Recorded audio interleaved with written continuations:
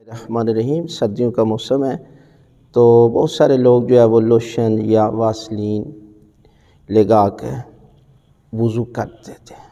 یعنی رات کو انہوں نے لگائی ہوئی ہے یہ چیزیں لوشن وغیرہ یا واسلین، تو وضو کر لیتے ہیں۔ تو کیا ان کا وضو ہو جاتا ہے؟ تو یہ یاد رکھیں، جب تک چکناٹ دور نہیں کریں گے اس وقت تک وضو نہیں ہو سکتا، یعنی اعضائے وضو، مثلا چہرہ ہے یا بازو پر یا پاؤں پر مسح کرنا ہے، وہاں اس نے لگائی ہوئی ہے یہ واسلین یا لوشن لگایا ہوا ہے، تری ہے، تو یقیناً وضو سے پہلے اس تری کا ہٹانا اور اس چکناٹ کا دور کرنا واجب ہے، اس لیے کہ پانی جلد کے اوپر نہیں رکھنا، جلد کے اندر جانا چاہیے۔ لہٰذا یہ جو لوشن ہوتا ہے یہ چکناٹ کی وجہ سے پانی نیچے نہیں چلا جاتا،